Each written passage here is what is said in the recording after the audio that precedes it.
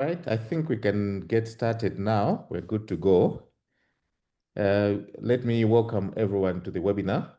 This is the third and last in a series organized jointly by ECSA Health Community Thanzi Programme and the World Health Organization, AFRO. My name is Edward Kataika, and I lead the Thanzi Programme at ECSA Health Community. I'll co-moderate the webinar with a colleague from WHO, and she will introduce herself shortly when she takes the floor. The webinar today addresses the issue of human resources for health, specifically focusing on community health workers. Now, community health workers are an important group of frontline workers who are the community's first point of contact with the formal health system.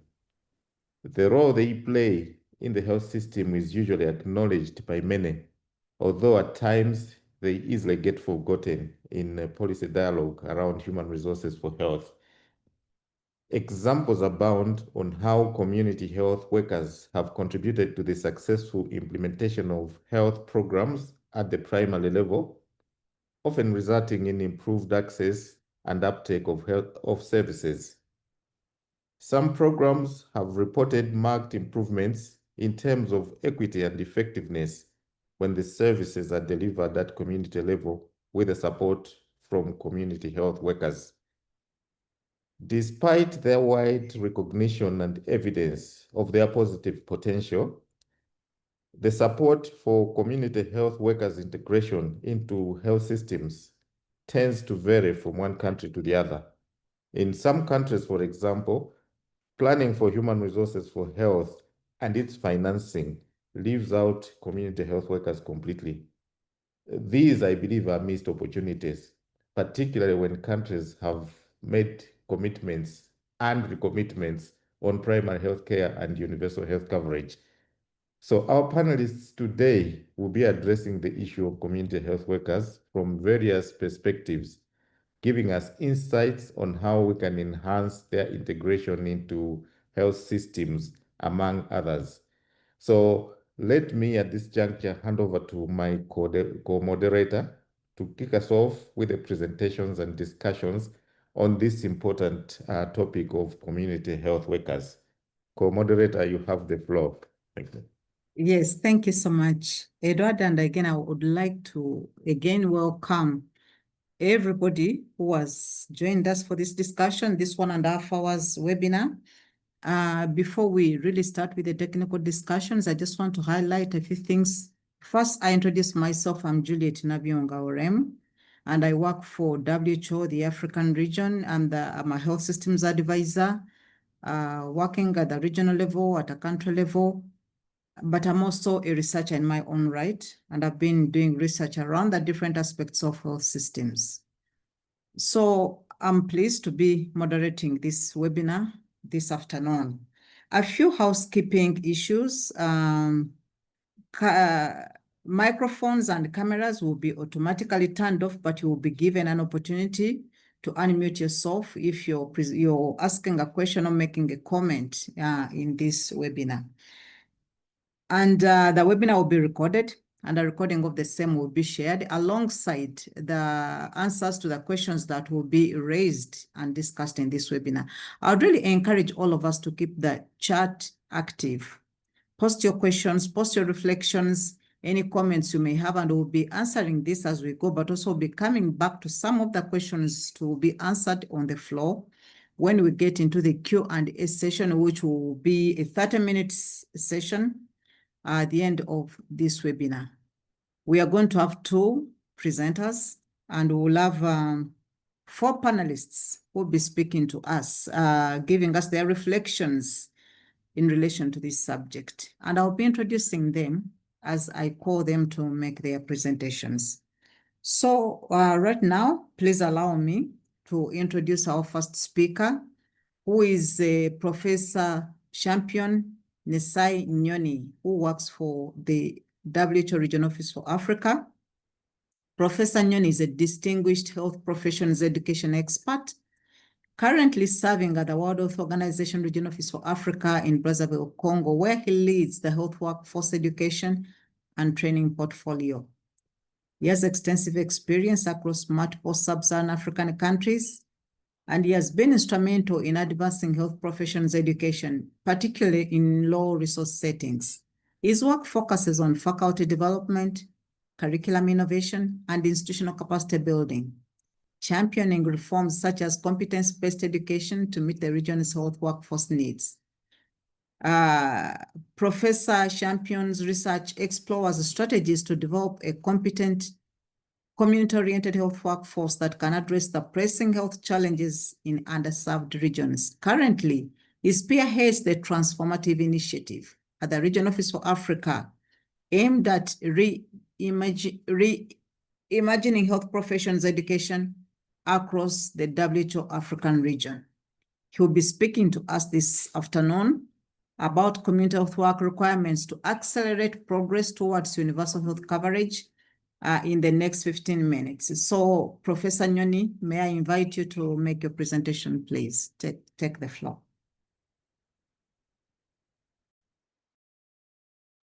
Thank you very much, Juliet. Confirm as well that you can hear me.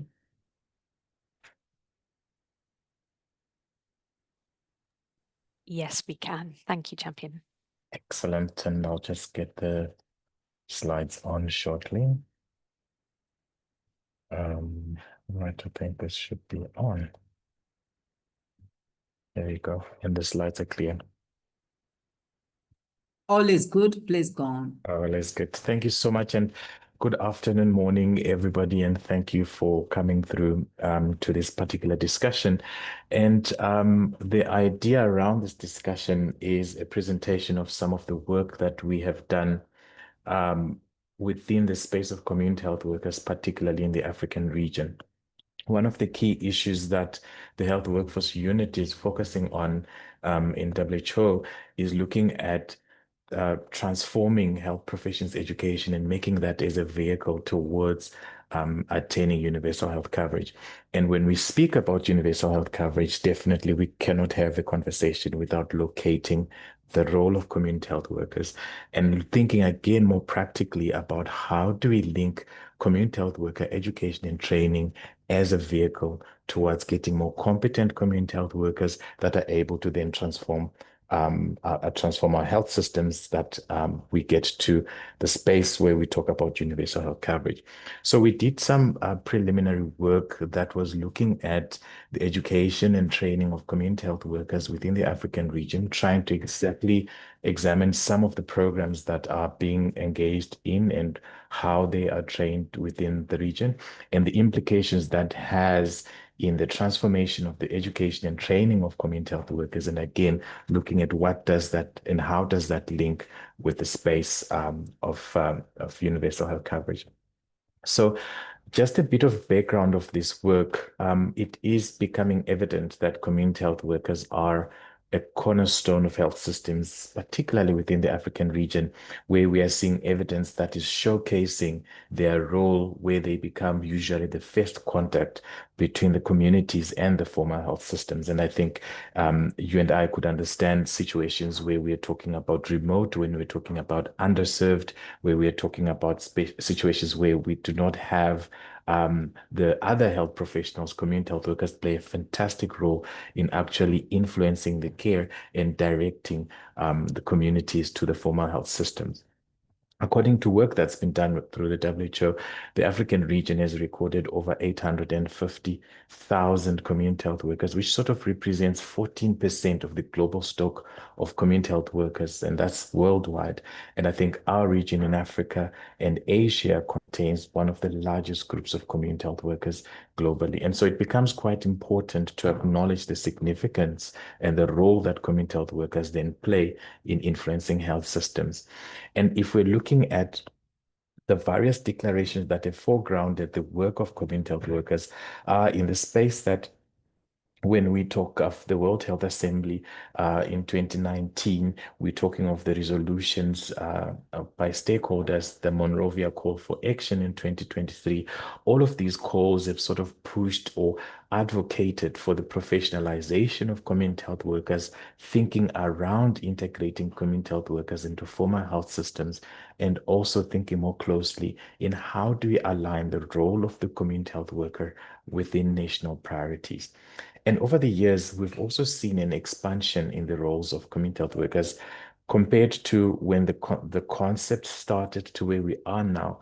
They originally were focused or supposed to focus on issues around health promotion, health education, and community mobilizations. But now the roles are expanding, the roles are taking different directions to include issues around diagnostics, issues around treatment, and also administering essential medicines at exactly that point of care, linking communities to the former health systems, which is actually quite an interesting space in which we find ourselves in as we look at this as a moving target, because again, this I think is driven by the needs of the communities in which they serve. So we see again that various countries in the African region are training their community health workers differently, and there is not a unified approach. And again, across the countries, there's limited reference points for standardization on what are the basic issues or basic competencies that a community health worker should have across the region, and what approaches should be used towards the training of community health workers. Their global outcomes and competency framework from the WHO positions competency-based education as a fundamental model that could be useful in transforming education of health professionals, including community health workers. And this could be an interesting starting point for us to think about how we can reimagine and reinvigorate the training of community health workers. And when we talk competency-based education, we're looking at an educational model that's aligned or built from the needs of health systems, and then making sure that the way in which we approach the training and what we are training for is exactly producing a graduate that links directly to those needs, and therefore improving access to health and improving universal health coverage. So we position that competency-based education or its integration into community health worker training and education must be grounded or informed with exactly what's known or how the community health workers are training, and also with health systems needs. So this became a fundamental intervention or thinking towards how do we then support the transformation of community health worker education across our region, and acknowledge at least what is actually happening in the region for us to then move the agenda forward. The next slide, I'm trying to gain access and my mouse. Okay, here we go. So we did a review and specifically targeting community health worker training programs across the 47 countries in the African region. We were guided by the question on what is known about community health worker programs in the African region. We searched using the following terms: community health workers, training, roles and responsibilities, Africa, and community-based products. And we engaged the various synonyms of these words to ground this search. We searched through these sources as presented here, including PubMed, ProQuest, and EBSCO, and a lot of the work that has been done by other partner organizations, including UNICEF, World Bank, and NGOs like the CHW Central and the Frontline Health Work Coalition.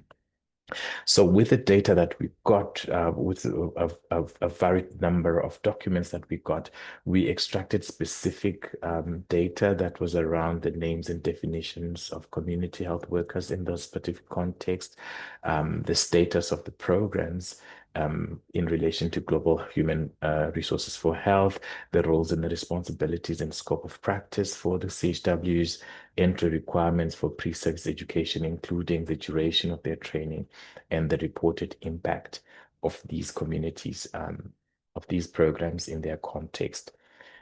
So looking at the results, we sort of categorize these results into these main themes around the definition or defining CHWs, the scope, practice and roles and responsibilities, the training, the impact, and then potential issues around integration of CHWs into health systems. So this just as a disclaimer that in as much as we try to get data from 47 countries in the African region, we could only access data from 39 countries. And in the other countries, we couldn't confirm if they were community health workers present or the nature of the program. So what we're going to be sharing is the snapshot of what we got from the 39 countries, and the potential that there might be an area in which we could get a further investigation on what's happening across the entire continent. So when we speak about the CHWs in the region, there is sort of two main overarching categories that we sort of put it as levels of classification, with the initial level looking at community health workers as lay health workers or volunteers. And these were individuals with limited formal education that went through a few days of training, usually up to a couple of weeks, done by other health workers. And they were often aligned or linked to a specific program. So be it an issue of malaria education or tuberculosis or something, without necessarily having a broader or comprehensive type of all-round health training. And then the second category were what we classified as sort of your paraprofessionals, who are classified as the conventional sort of CHW. They're often salaried and sometimes full-time, and they're trained in some accredited institutions or training institutions, and so sort of in some cases incorporated into the health systems. And statistically, and this was not, I think, confirmed across all the papers, but for those that were included, we noted that the lay community health workers were actually the bulk of community health workers, with the paraprofessionals contributing to plus or minus 20% of the overall stock of community health workers. And then when we examined the scope of practice, or exactly what they get to do, when it came to the volunteers, their work was usually around the space of health promotion and education, conducting home visits, engaging in disease surveillance, school health, and other tasks, which are often menial, limited to the program of training. While in it came to the paraprofessionals, the scope was a bit more broader, from community linkage and outreach, where they would do health promotion and education, home visits, disease surveillance, school visits. They also had basic clinical services, including child health services, immunization, breastfeeding, growth monitoring, reproductive health services around family planning, HIV and STIs, and then other additional clinical services. And these varied depending on the location or the country in which the community health worker were existing. And then we also looked at resource management, where they would be involved in planning, data collection, and report writing analysis, in some spaces where they would work within research projects or research interventions, and also around issues of logistics and financial management. If we then look at the training of the volunteers. So with the volunteers, the educational level of requirements again differed per country. In some countries, there was no educational requirement that was necessary for them to be included, while countries like Botswana, Cameroon, the Central African Republic, and Lesotho expected them to be able to at least read and write. There wasn't any specific country that had mentioned that they needed primary school, while in the Republic of Congo, Congo-Brazzaville, they needed to have secondary school education. We couldn't determine if they should have passed these levels of school, but it was just that they needed a requirement to have secondary school education. And when it came to duration, in some of the programs, the duration was unknown, while in some countries it was less than 7 days. In some countries it was categorized between 8 to 15 days. And there were not so many countries that trained the community of volunteers for more than 15 days. And then when we look at the community health workers, which were the paraprofessional group, there were some countries that required them to have literacy. Others required primary school education. Others required secondary school education, for example, in Ghana, Nigeria, and Zimbabwe. And the duration of the training, again, was very varied, from unknown to 5 to 15 days, to less than 5 months, to 5 to 10 months, from 11 to 14 months, and also in some spaces where it was more than 15 months. I think Nigeria was a good example, where they trained their community health, they call them community health extension workers, for 3 years or 36 months. What we then put together as the generic impact of the community health workers, according to the reported papers, was that there was of it strengthening of systems in their presence. And so during their training, and also immediately when they started being part of the systems, there was also strengthened or enhanced quality in terms of the health outcomes of places where the community health workers that were trained were impacting, with better reporting and better follow-up of patients within communities. This sort of confirmed what the literature was already reporting around community health workers. We've also noted that there was better information of health policy and strategies, because most of the issues that were reported as part of the data gathered through community health workers was essential for policy and strategy development.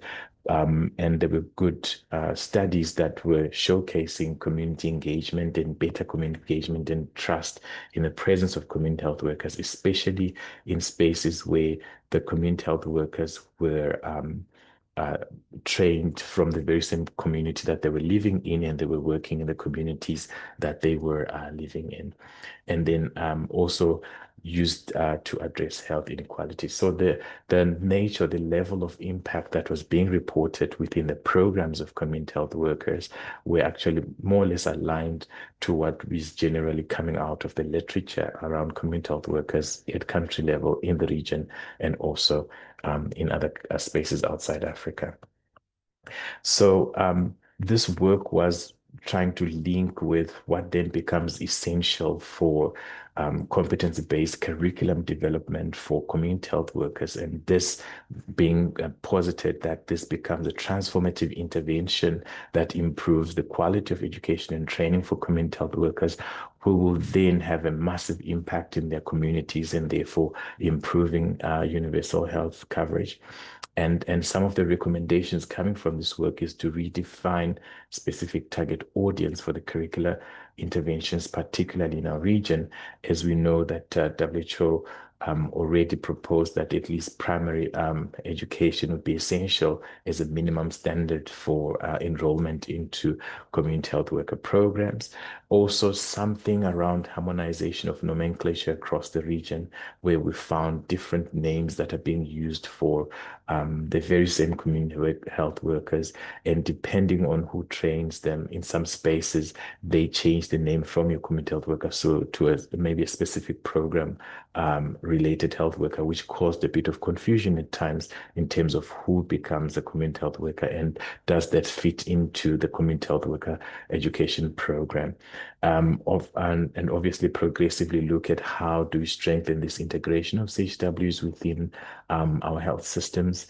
And in as much as I think we try to look at the work of the programs, is specifically looking at who is involved in the training of the community health workers. It was very poorly written around the capacity of those that are educating community health workers, and therefore thinking around improving the quality of training of community health workers should then link to strengthening the capacity of whoever is training community health workers, perhaps even starting from defining who should train community health workers, and integrating issues of social determinants of health and issues of health training. Then linking about monitoring the scope of practice for community health workers to inform curriculum development. As much as it's important to link with community health workers dealing with situations within their context, it's also quite a very risky space where additional tasks may be thrown onto the way of community health workers who may not necessarily be trained sufficiently or have the professional capacity to engage with such level of expertise. We also recommended issues around designing a regional curriculum that's based on regional standards and needs, which is something that this review was building on, and also looking at processes of how do we harmonize and standardize the training requirements, the scope, and the duration across the region in such a way that it becomes useful training towards professionalization and integration of the community health workers within the system. Thank you very much. I see Juliet, you're already coming up. Thank you so much, and I'm ready for a discussion on this matter. Thank you so much. Thank you, Professor Nyoni. Very insightful presentation. I note your very key points you've raised here, that community health workers are a cornerstone of our health system. They are the front line of service delivery. However, there's varied practice, and you highlight very important considerations to improving their performance, but also impact. But personally, I would request that maybe in your next frontier for your research, you talk about the cost implications of implementing those recommendations across the region. But this is very useful and very insightful. Thank you so much. So we'll move on to our next presentation, which is a shared presentation between the University of York and Makerere University. And I will introduce our two speakers. We have Crispus Mayora from the Makerere University School of Public Health, who is a lecturer and a health economist at Makerere. And over the last 13 years, he has taught courses in health economics, health financing, and health systems and policy, economic evaluation, among others. Crispus has also done research around the same issues, looking at health financing, economic evaluation and cost effectiveness analysis, and program efficiency within the Uganda health system. And we'll be sharing the presentation with the Mega Raho, who is from the Center for Health Economics in the University of York. Mega is a research fellow in global health at the Center for Health Economics. Her research applies interdisciplinary approaches, combining health economics with operations research and financial economics to support evidence-based resource allocation. Her work informs key policy areas across sub-Saharan Africa and India, including benefit package design, community-based workforce planning, and health systems strengthening. Together with Crispus Mayora from the School of Public Health, she will be presenting their work on community health workforce in Uganda. So may I invite the two of you to talk to us about redesigning national health service delivery, the case of community-based providers in Uganda. Over to you, and you have 15 minutes, max. Thank you. Hi, thank you, Juliet. Good morning, good afternoon, everybody. Thanks so much for joining the webinar. Can you see my screen? Yes, please, we do, and we hear you well. Please carry on. Yeah. I think Crispus is going to start, but I can give a brief background on what we are going to present. So we are presenting the work that we did in Uganda on redesigning their national health service delivery, and this was done in collaboration with Makerere School of Public Health. We are specifically focusing on the case for community-based providers in Uganda. Just an overview of the presentation, Crispus will begin by setting the policy context and the research motivation for this work, and then I will sort of present the approach, results, and implications. Crispus, over to you.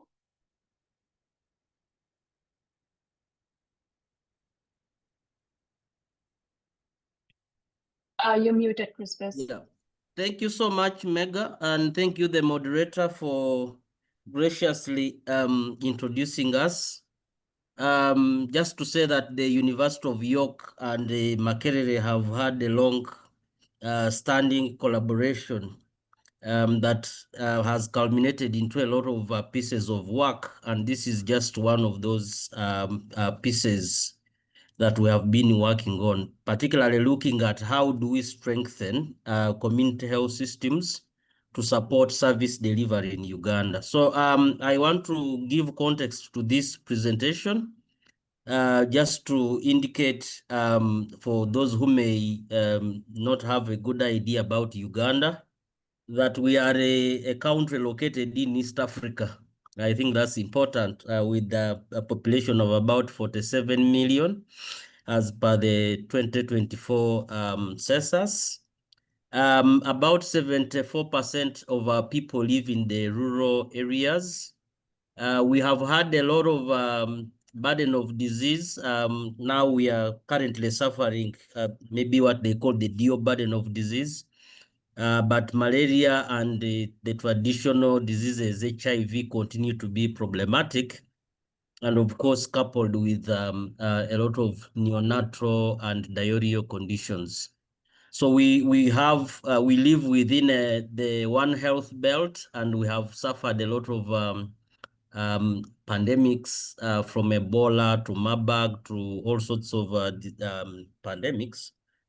And yes, there's been a lot of progress in the area of child survival, but we still need a lot that has to be done. In terms of the current global agenda of UHC, we are still struggling. We are still below the 50% index in terms of evaluation. But we hope that in the next 4 or 5 years, we probably should be able to get to do great progress. I wanted to also indicate that the structure of our health system is mixed, where we have both the private and the public sector and the traditional and complementary medicine providers playing a very big part in service delivery. Like in other countries, we are running a decentralized system where the mandate of service delivery is generally bestowed on the local governments. The ministry does provide oversight and other governance responsibilities.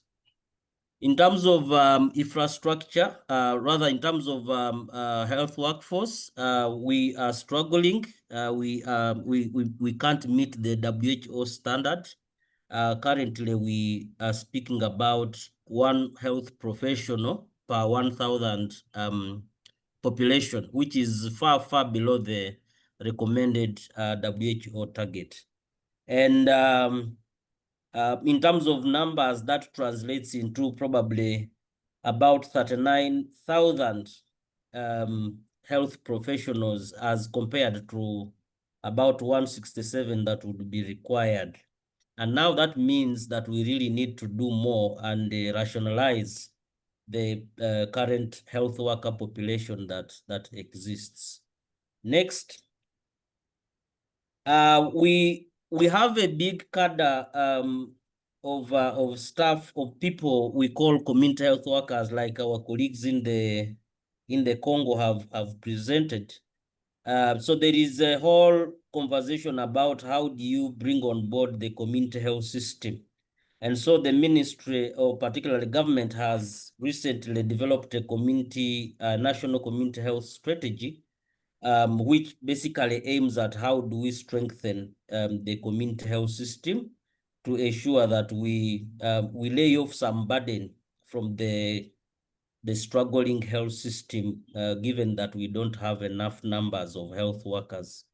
So the aim of that community health strategy is basically to scale up community-based care via prevention, health promotion, curative services, rehabilitation, and referral. You will also realize that more than 70% of our disease burden is generally preventive. And so we must begin to think about how do we move away from focusing on curative care to dealing with the prevention part of it so that we can save resources. So in terms of the key strategies of the community health strategy, one is to basically look at how do we bring together the rather fragmented mix of providers at community level and try to bring them together into the fold and optimize that resource. That strategy also wants to promote a more structured and integrated community health platform that basically prioritizes community providers that can feasibly be embedded into the existing health system. But of course, as we talk about that, we don't have currently evidence that speaks to how possible it is to do that, how possible it is to integrate the community system into the national health system. Next. So we know that, as I've also already indicated, we have currently government has been using a system of professionals, what we are calling government cadres, but we also know that at the community level, there are also different kind of people that provide services, whether informally or formally, and to watch the drug shops or the pharmacies. Currently, there is evidence that shows that the largest group of people that seek care actually use drug shops and pharmacies as their first points of care before they even get in contact with the formal public health system. So we want to focus on how do we work with two specific cadres of community-based providers. One, the village health teams, which are equivalent to what other spaces would call community health workers. So these are basically at community level. They provide a link between the health facilities and the rural communities. They provide a multiplicity of services, but those services are largely verticalized. Sometimes they actually work more with the implementing partners. Whenever there are programs that implementing partners are working on at community level, they tend to use village health VHTs. Now, we also know that a lot of what they do tends to be more disease specific. And so there hasn't been enough evidence on if it is possible for them to actually provide a broader value across multiple disease areas. So the second category of community-based providers are the medical retailers, or what you call medicine retail sector, which encompasses the drug shops and pharmacies. So these have proliferated everywhere within the communities. And as I've already indicated, they basically are the first points of care for most of the essential medicines in the communities. And so we think that they are very critical, and if very well organized, they can actually provide services to complement what government is already doing. And so the main goal of this work was basically to try and see if we are able to put these different cadres at community level together and integrate them within the formal health system, how much can they be able to do? What is the evidence that they actually can be able to supplement the formal healthcare delivery platform? And so I want to leave it to Mega to take us through how we did this work and some summary of the findings. Thank you. Mega, over to you. Thank you so much, Crispus. So just going into the approach, results, and implications of the study. So what we are evaluating in a snapshot is what's the added value of integrating VHTs and medicine retailers as a formal platform in delivering Uganda's national essential healthcare package. We're focusing on the essential healthcare package because it defines the core list of services that the public system must deliver, and as such gives an opportunity for us to assess what's the added value of these providers in delivering care nationally alongside facility-based staff. For the methods, we are using a linear constraint optimization model to essentially compare two strategies, which is One is the baseline strategy, where we estimate what's the maximum health achievable by the system when there is only facility care provision, versus an integration strategy, where we see what's the maximum health achievable by the system when we formally include these community-based providers in delivery. When we compare the two outcomes for each of these strategies, we can it helps us answer the question of whether they measurably improve population health or not.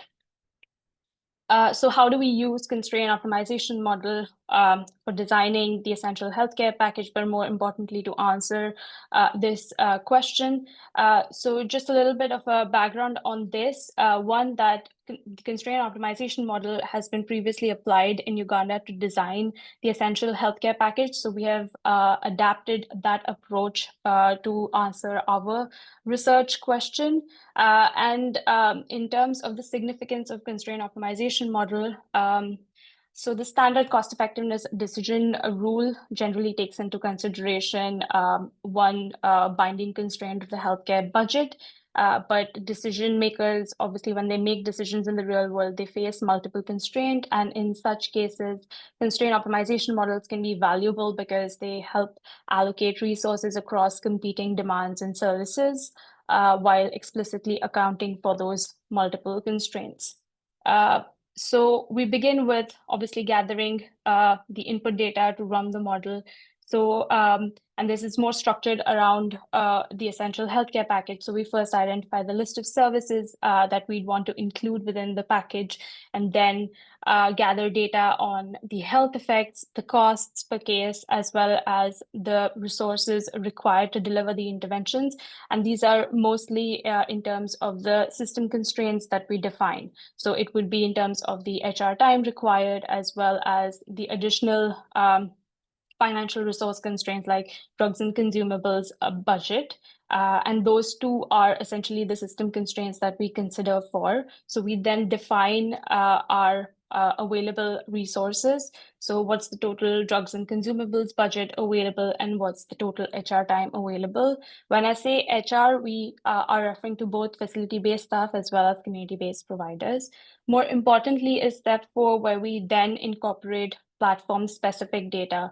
So we adjust the staff time, and essentially that means we adjust for the reduced facility-based staff time when community-based providers are involved. We also account for the fact that they might not be able to feasibly deliver all services within the package. So we sort of account for that. And then we move on to we also impose case limits, which is the percentage of cases that these community-based providers can deliver per intervention, and that reflects the realistic care-seeking patterns within the population and captures the demand and supply constraints that they might face. The model then solves for two things simultaneously. One is the list of services to include in the package, but more importantly, what's the optimal allocation of cases across these platforms. So whether it's facility only that we should be using or jointly with community-based providers. And it does that such that it maximizes the population net health gains that can be achieved by the package while staying within the defined system constraints.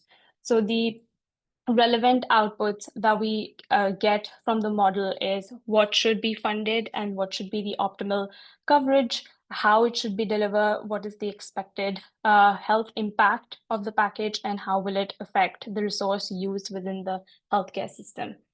So using this, we can obviously model different strategies. So we begin with the baseline, and the baseline is when the only platform available is the facility-based provision. So all cases are fully managed only by facility-based staff. We then introduce alternate platform of the community-based providers. So we begin with only introducing the VHTs, which is the standalone VHT integration. And we do so through a mechanism of task sharing, where only certain tasks are shifted onto VHTs from the facility-based staff. So it reduces the time required for the facility cadres, but doesn't eliminate their time. We then just include medicine retailers, and that's the standalone medicine retailer integration. So medicine retailers, because of the operational constraints on them, just handle drug dispensing in our model, and they fully substitute for the facility pharmacists. And then we have obviously the joint integration, which brings both of these providers simultaneously. We do, again, certain additional analysis. We run the model without any case limits on the cases that can be supported by these community-based providers. So this sort of captures what happens when you alleviate the barriers that they face in delivery, especially. And then there's also the markup allowed scenario where we incentivize the participation of medicine retailers. So the government, we just assume that the government reimburses them at 25% above the drug cost per case. So each of these strategies can then be compared to the baseline, where we then sort of quantify what's the added value, cost effectiveness, and how much can be invested towards each of these providers. So this is how the sample data looks like. We had 194 interventions with complete data across 12 disease areas. If you see the columns within the red box, they are the data that we collected on the community-based providers, and these have been validated and led by the Makerere team. So going to the results, just wanted to say what the graph shows. On the x-axis are the resources required to deliver the package. So we have the facility-based staff, the community-based providers, the consumables budget. And on the y-axis, you can see how much percentage of the capacity is being used across different disease program areas.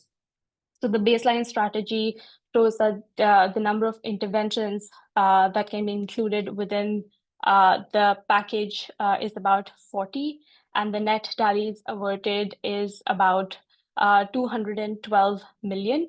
And net DALYs averted is the health gained from the interventions minus the health foregone. Vega, 2 minutes, please. You have 2 minutes. Oh, I think I'm going to go over time, but yeah, I'm just going to go through this fast. So the key bottlenecks within the system are pharmacists, nutritionists, and mental health staff, which you can see there at 100%. So as a result, other cadres and drug budget remain underutilized.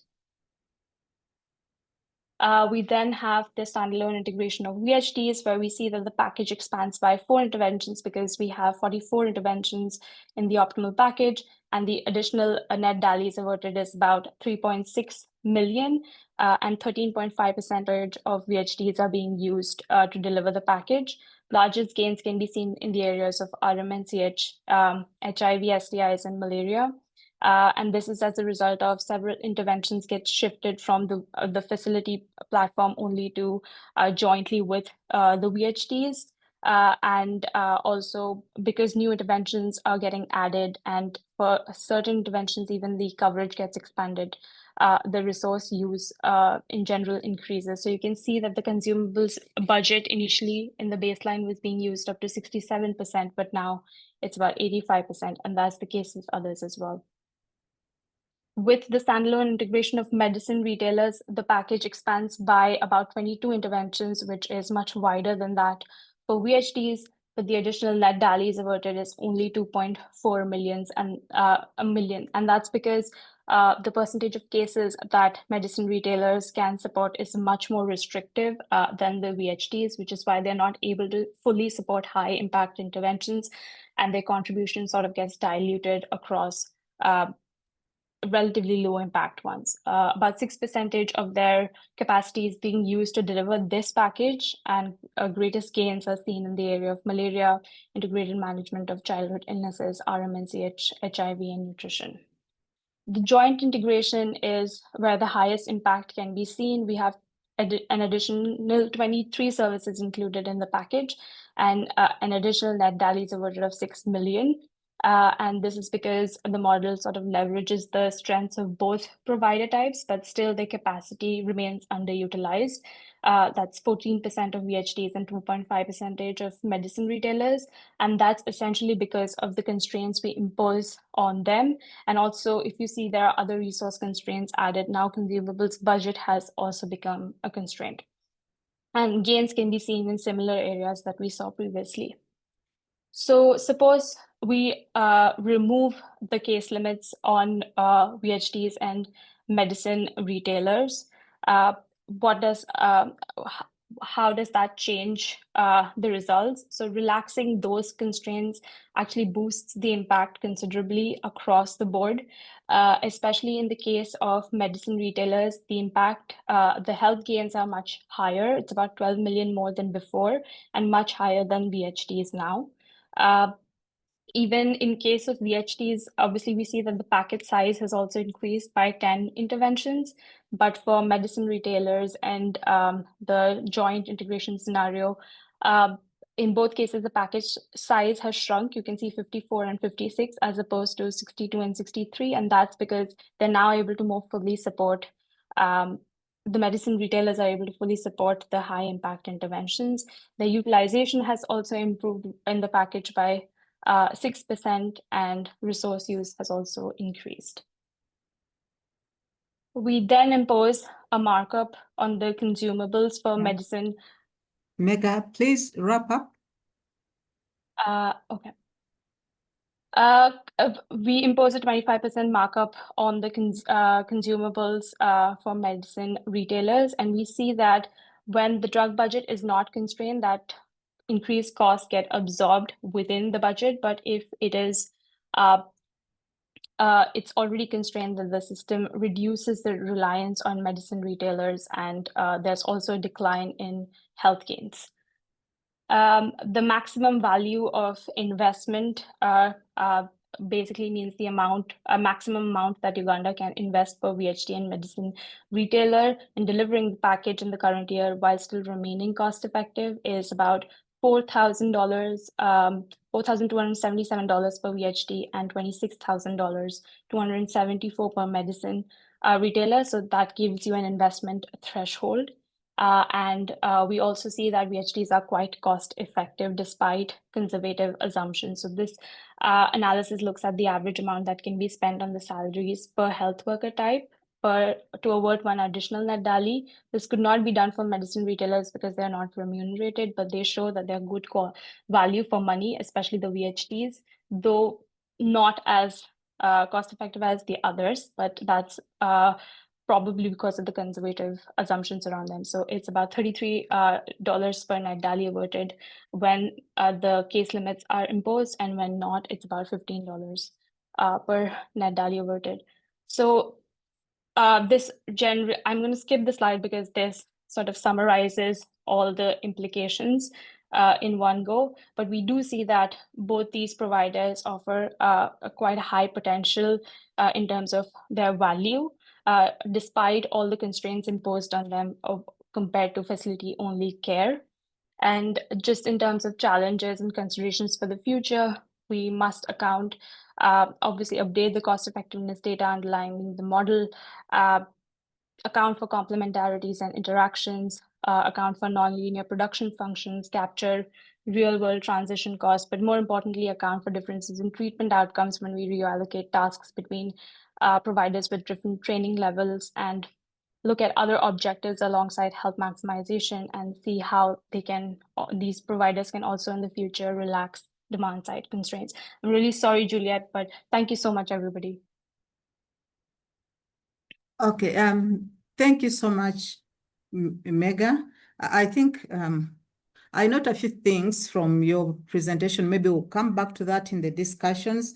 You're using a slightly broader concept of community-based providers, so which offers more return on investment, and maybe we'll come back to some of this in our discussion. Now, I've been following the exchange on the chat, and I want to encourage presenters to already turn there and respond to whatever you can respond to. But I've also highlighted some of the questions I'd like to bring to the floor when we get into the Q&A.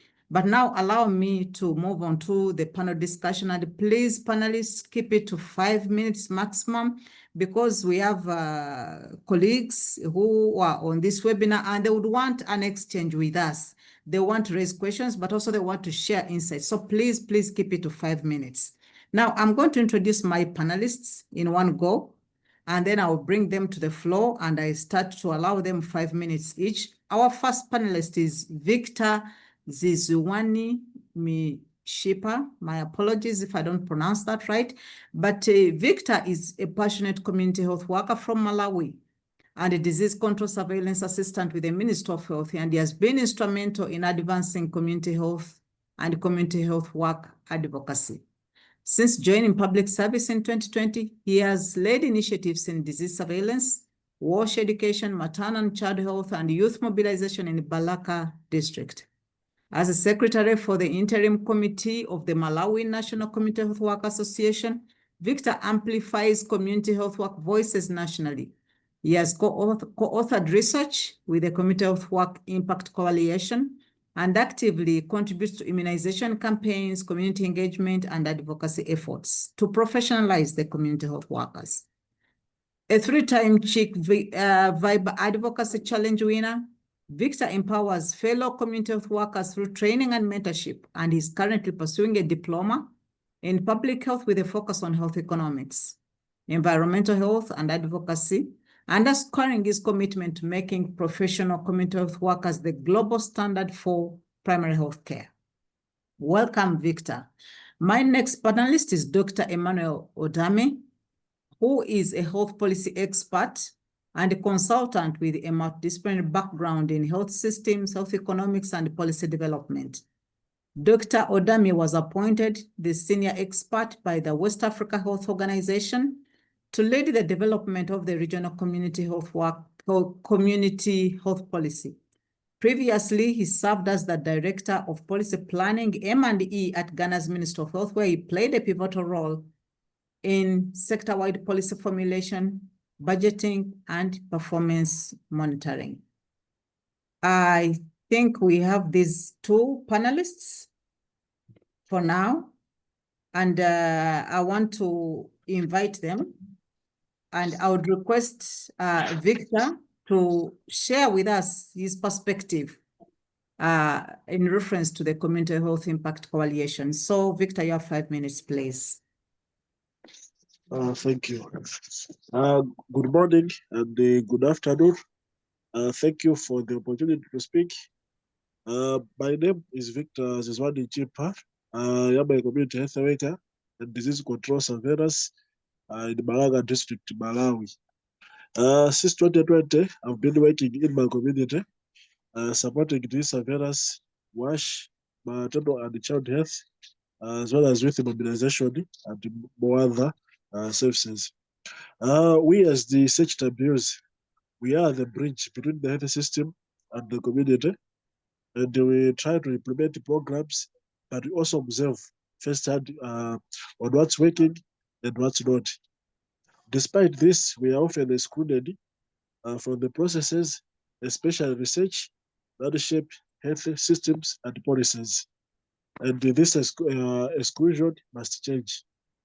We, the ECSA-HC, have knowledge, experience, and context that can improve research design as well as outcomes. Through my contributions to research efforts in Malawi, I've seen the values of ECSA-HC bring when treated as equal team members by involving ECSA-HC in the research design. Like currently, I'm working with Rebecca as a collaborator on a paper titled "The Role of Community Health Workers in Providing Responsive Primary Health Care for Village Reach." Also, we show contextually relevant solutions. We understand the community questions like fears and myths on the vaccinations, like during the COVID-19 era, as well as the recent COVID outbreaks here in Malawi, the social context and the translate findings into real change. ECSA-HC's unique perspective can identify gaps in health services and inform policy decisions. We, the ECSA-HC, know the right questions to ask because we live in the realities researchers often study. And we can also interpret the findings in culturally relevant ways. we can help communities understand and act on research insights, ensuring impact goes beyond reports. It is important to recognize research abuse as co-creators of knowledge, not just data collectors, and also involve research abuse from the start, design, implementation, and the dissemination. There's also a need of investing in our capacity to read, analyze, and publish research, create constant spaces where research abuse voices shape evidence and influence policy. When research abuse are included, research becomes more grounded, and health systems become more responsive, equitable, and effective. Thank you.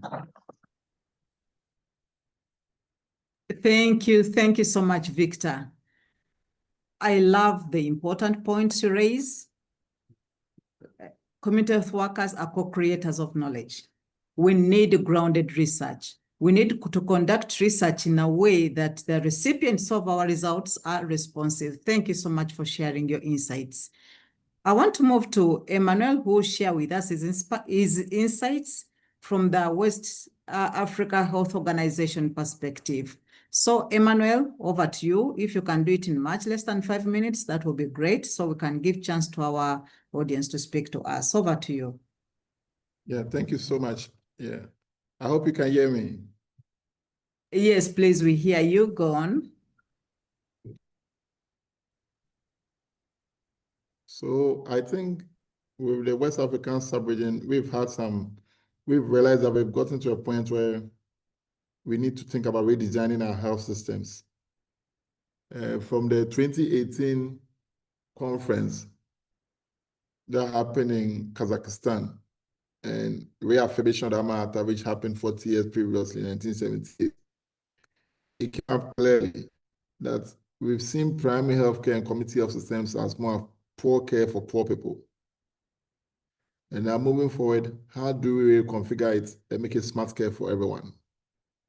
And that means we need to look at redesigning of our systems, our environments, and our processes. Now, our community health workers come in very keenly and closely. So we went ahead to do a situation analysis of the West African sub-region in terms of where we are with our community health systems. So, we're able to administer questionnaires to about 15 countries. And of the 13 countries, we realized that it was only in about 38% of the countries that had our community health systems, even at the level of a directorate level. But most countries in the West African sub-region, almost 92%, had a community health strategic plan and policy. But most of these policy development documents were developed with the perspective to address health inequalities, basically from a disease model approach, not in a health in all policies approach. And we also realized that the majority of respondent countries, they may have it in the broader social determinant of health approach, looking at it from promotion, prevention, and surveillance. And we're also not looking at community health with the mindset of other sectors, other financial partners, and most importantly, other government ministries were not involved in the community health development in most of our countries, which was quite a challenge. It was more a biomedical model, which goes against the tenets of the Primary Health Conference in Alma-Ata and also the Astana Declaration. We also realized that administrative and territorial decentralization status in most countries is not complete. And that was a major challenge. So health was still being seen as a silo sector. And majority of the countries also did not have a community empowerment strategy. In fact, it is just in one country that it was adequate. Most countries, 92.3%, declared not having a community empowerment strategy. The bigger issue was around a committee of national coordination mechanisms. Data from our committee of interventions, some are integrated into a national information system, but most of our countries do not have a coordination mechanism that could look at community health more from a multi-sectoral perspective with some overall governmental oversight, as it were. And in most of our countries, there's a national human resource for health information system, but some of them do not have any specificity for community health workers. 84.6% of our countries had a monitoring evaluation framework, but none was in the format of the monitoring evaluation, accountability and lessons learned. That's the MAIL strategy that enforces community and stakeholder empowerment. So that was a big gap. In terms of our community health workers, there were two key categories, one qualified and professional, and the other non-qualified and volunteer. But we realized that their core competencies were generally inadequate in line with the service package used by the community of workers. And we also don't address the social determinant of health. Also, we realized some of their curriculum was also not developed in accordance with one F approach in 62.3% of our countries. And only 61% had a package composed of creative, preventive, and promotional. So clearly, most of our package was not in line with our from the broader social determinant of health perspective. There were gaps in supervision, and 84% of countries had a community health worker motivation system. But most of the funding we realized was coming from development partners, and government contribution was quite minimal. We realized that though primary healthcare spending was also not properly documented in the majority of countries, in fact, almost 77% of countries, and there was no dedicated funding line for community health activities in the majority of our countries. In fact, the main contributors of our community health intervention, we saw the Global Fund, we saw UNICEF, we saw Gates Foundation, the World Bank, and in West Africa, increasingly, we're also seeing the last mile health, which is quite strong in Liberia.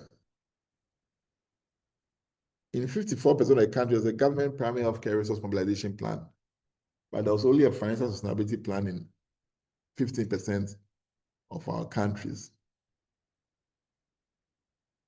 In fact, we looked at some of the things that were working well in some of our countries, what we want to call as enablers. Some countries had a master list of health facilities and community health agencies. And some generated data from our community of interventions, which are integrated into the National Health Information System. In some countries, there were community health worker in-service training for the majority of them. And some countries also had their training curricula developed with the One Health approach in mind. Some had a dedicated financing envelope.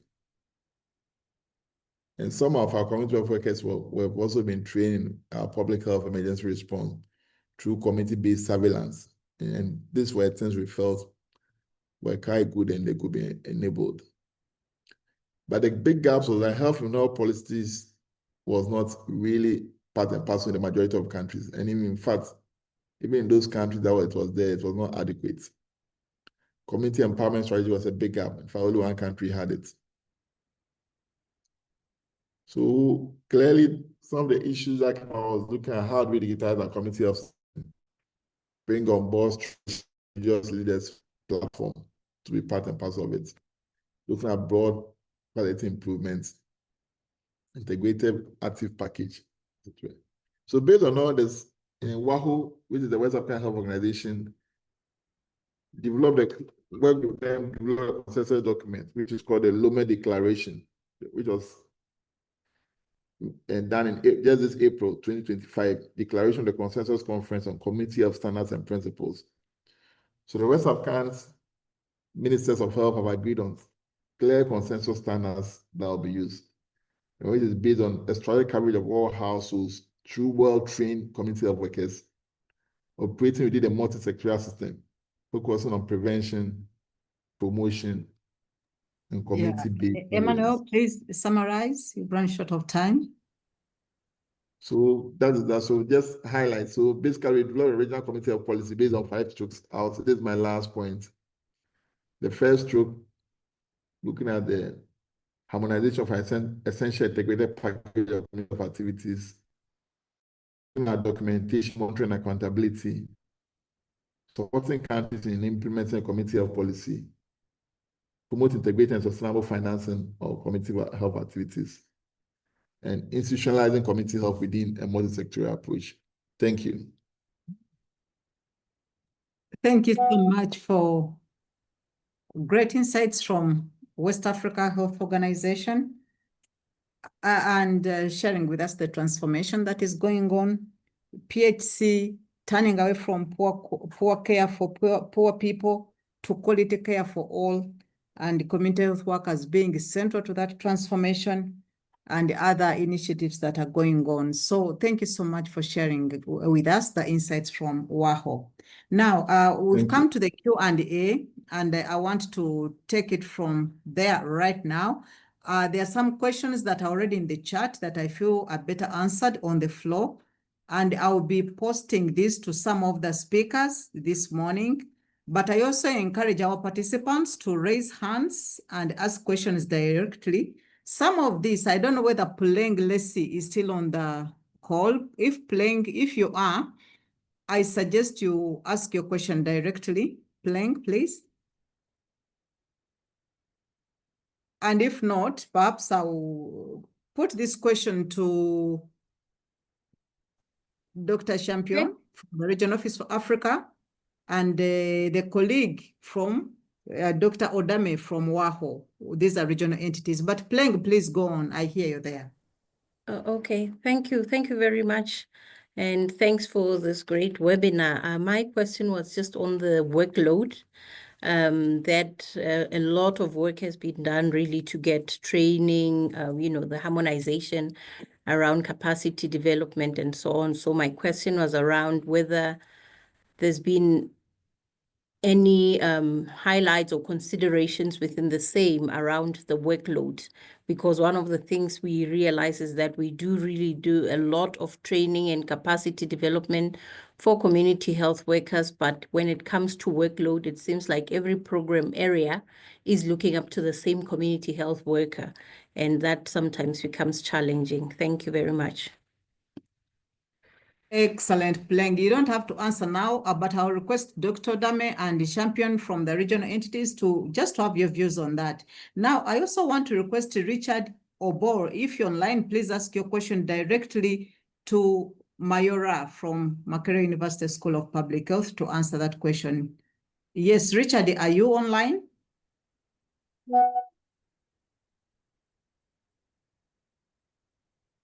Yes, Richard, I see. Please unmute yourself. Go on. Ask your question directly.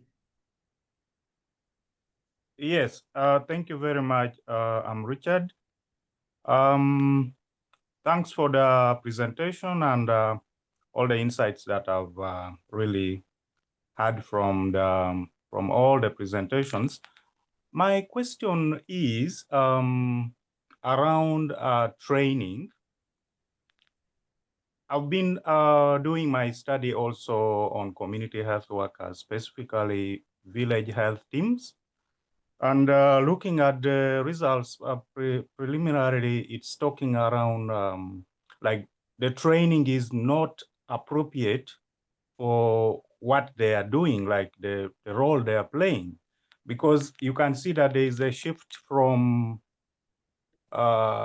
communicable diseases to now non-communicable. And like you look for Uganda, my friends in Uganda know that these guys are not trained. Like the initial qualification, there is no basic qualification for village health teams, and most of them are like primary school leavers, and I think the highest is around secondary, senior 4, and yeah, you look at that and that shift of the role, it's really worrying.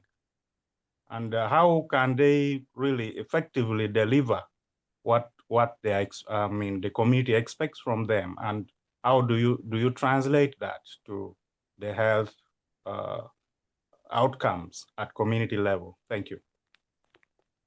Excellent, excellent. Is there any other hand up? Maybe I want to add 2 questions to this, and then I'll request our presenters and panelists to give their views on this. My first question goes to Uganda. the use of a broad approach to, because I noted that you're looking at community-based services, and then they have the drug shops, the traditional healers and NGOs. So from a policy perspective, what are you saying? That should we embrace all these and see what they can play in delivery of the essential healthcare package? Because when you look at community health workers, the selection criteria may not select these people because they are selected by the people, for the people, and maybe they are looking at other considerations. You may find that maybe traditional healers will not be selected. So what is it that exactly you're doing? From a modeling perspective, you're demonstrating good result, yes, but how do we move this approach into policy? Then my other question goes to Champion from the region office, the issue of professionalization. Maybe all of you. The challenge with professionalizing and putting this as a part of the public service is the restrictions in the wage bill. How can countries navigate that? So please, let's start from Dr. Odame, your views on the workload and also professionalizing the community health workers and anything else, but please keep it short so we get different perspectives. Over to you. Can you expand the workload question a bit more? I just want to be double clear about it. Yes, Dr. Leslie Puleng, actually she posted a question in the chat, if may look at it, that the scope of work, covered by these community health workers, how much can they take on? Because wherever there are gaps in service delivery, the default is let community health workers chip in, let community health workers step in. You can't keep expanding the package given the nature of their training, how they are resourced, what is it that they can feasibly do? She put a question in the chat as well. Yeah, thank you so much. I think I've seen the question. Most grateful. So I think, first of all, let me make the comment. We realized from our recce that initially most community health workers were focused on maternal health, family planning, the house-to-house visits, and some infectious diseases. But gradually, non-communicable diseases coming to the fore. In fact, we've done some work showing that there are main gaps in palliative care, rehabilitative care, emergency care, mental health, which all falls within the ambit and thinking that we should put it to community health workers. So I think the presenter is absolutely right. And that's why there's enough work now happening on the essential health services package. At what level are we expecting community health workers to, what are they expected to look at? And even what they are expected to look at, what's the care package of care that they are looking at, and where do they refer? So all this piece of work is going on now. As at least I know in the West African sub-region, there's been a call to action. Because we all realize that if we are not very careful, the work will get a bit out of hand and they might not be able to. So really calibrating what level they are supposed to look at, and even within what they are supposed to look at, what level do they look at it and what level do they refer to the next level? And looking at the various health technology assessment around the various packages, as it were. So that's my view on that. Then the second part with the professionalization of public services and restriction in the wage bill. You're absolutely right. In fact, today there was an article in Ghana from the Controller Accountant General talking about the public sector wage bill and going close to 50% and making it more and more difficult for government to look at other sectors. In fact, in Lome, when we met with all the West African member states, that issue came up very strongly in terms of the wage bill. And community health workers are in the majority if we look at what we have on the ground. Historically, most of them have been funded by different donor programs. But bringing them on board means we may have to look at the entirety of our public sector workers and see where we can make some savings, and also look at the entire team of health workers and where we can cut down some numbers and make room for community health workers. Because this is going to be a big part of our public sector wage bill. And we may even have to look beyond.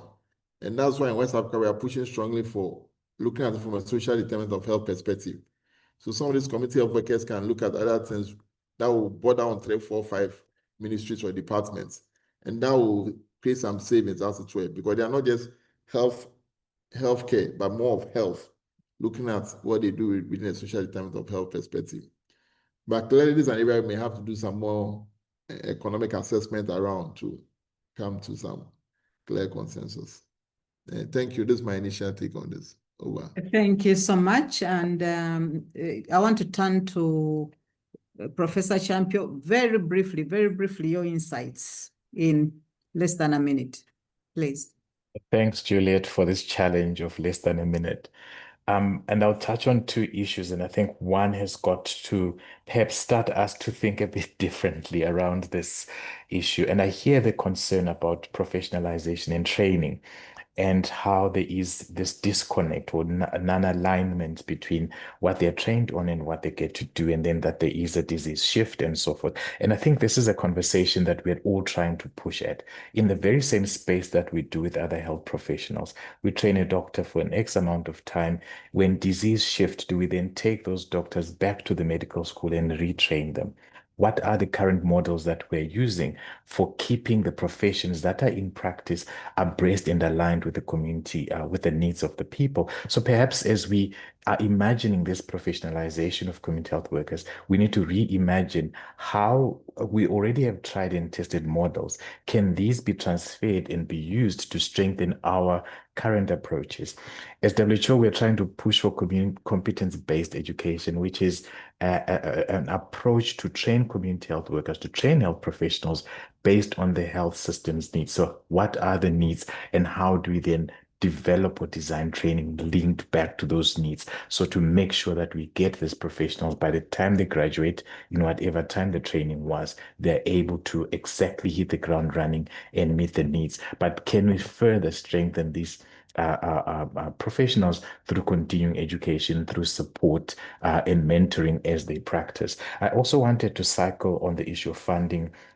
Juliet, you put me on the spot here, but I think the 2024, the African ministers endorsed the African Health Workforce Investment Charter, which is a high-level document that is supporting African ministries of health, African governments around the issues of health workforce, particularly within the thinking, within the planning, and even in issues of financing for health workforce, thinking about having national dialogues around the health workforce, looking at issues of how do they formalize their own commitments at country level to on issues on national health workforce investment compacts, increasing and coordinating different funding to hire, train, and equitably employ health workers, including community health workers, and also looking at stronger regional collaboration, multi-sectoral governance. So we could see that there are various pockets of activities that are going on within the region, even at country level. And the idea perhaps is to think of how do we strengthen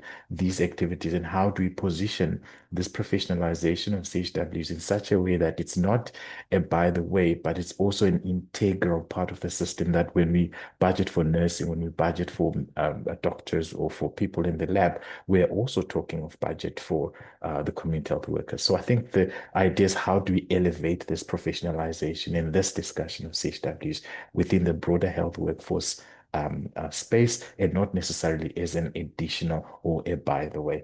Juliet, I hope this was in less than a minute. Over to you.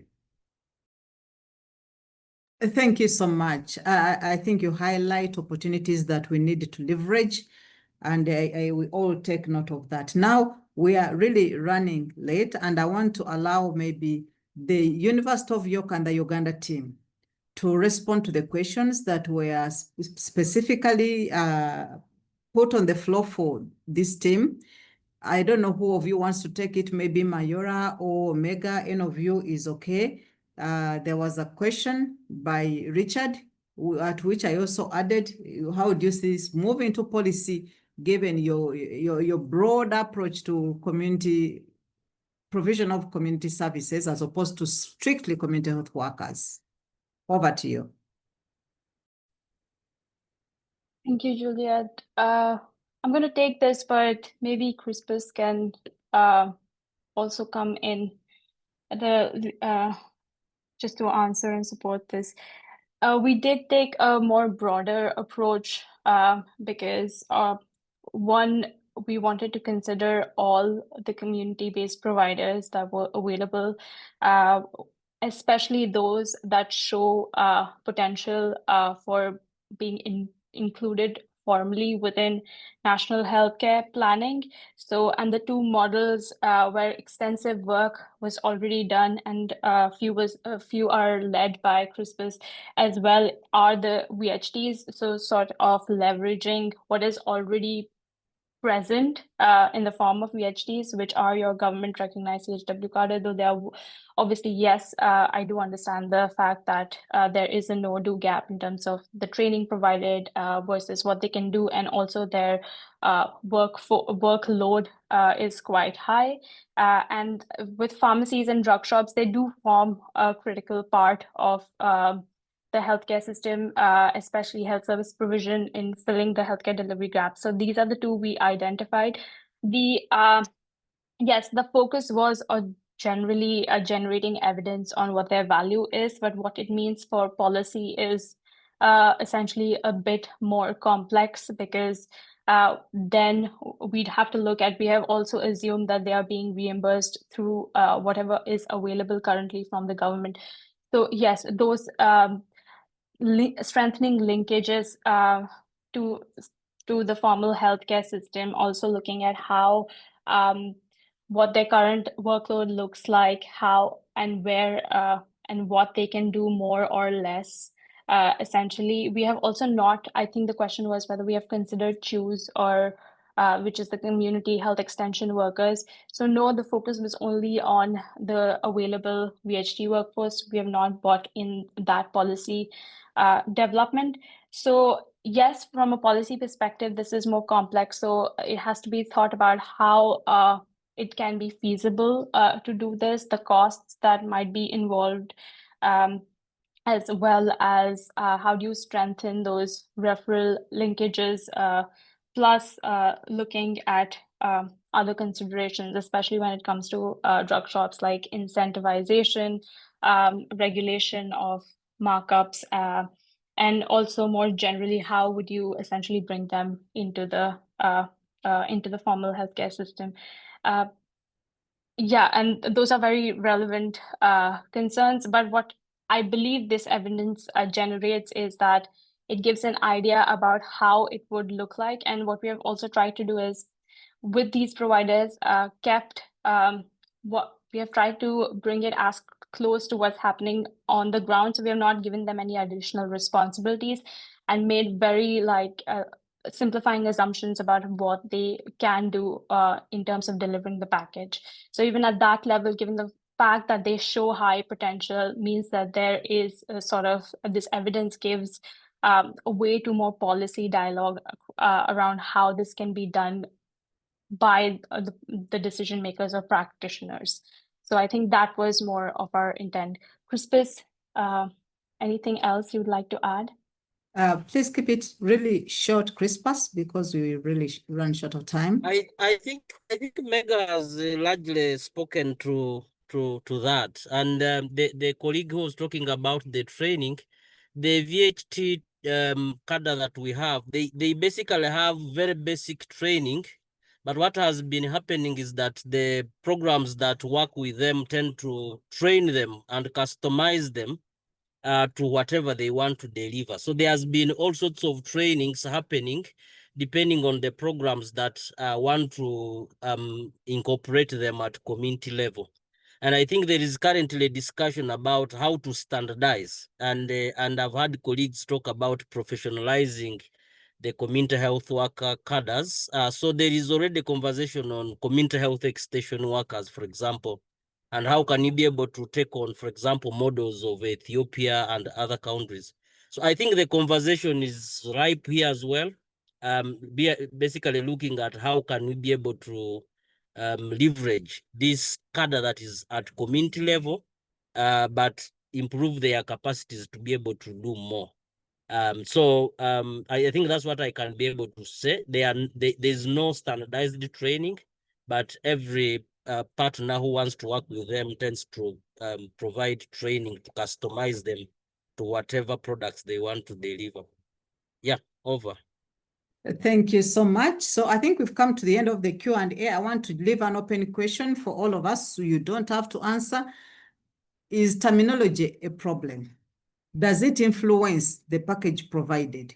Because even in one country, for example, in the case of Uganda, you have different terminologies for people doing closely related work. And for the regional entities, the Africa Regional Office for Africa, for WAHO, but also researchers like the University of York. Perhaps we need to look at that. When we talk of standardization, is terminology important? So we don't have to answer that. Let's think about it. Now, I want to hand over to my colleague, Edward Kataika, who will wrap up this webinar. Edward, over to you. Thank you very much, Juliet, for that excellent moderation of the session, as you always do. This brings us to the end of the webinar, and I would like to thank everyone. Let me thank the panelists for the excellent presentations and insights given during the discussions. Let me thank also all the attendees for joining the webinar. I know it's not always possible to give a chance to everyone to speak due to time constraints, but your attendance, your joining is always appreciated. The webinar was recorded, and I would like to mention here that a recording of this webinar will be available in due course, and it will be posted on the Thanzi website. Again, just to mention also that we've had 3 webinars in this series. The last 2 webinars are already available on the Thanzi website in the news section. These are webinars on the health workforce modeling, but also sustainability of HIV programs. If you missed those webinars or you want to listen again to the recordings, please visit the Thanzi website news section where the recordings are available. Otherwise, I would like to once again thank you all for attending the webinar, and I do hope that you join us again when we organize the next series of webinars. So this brings us to the end, and the webinar is now closed. Thank you very much. Hope to see you again soon.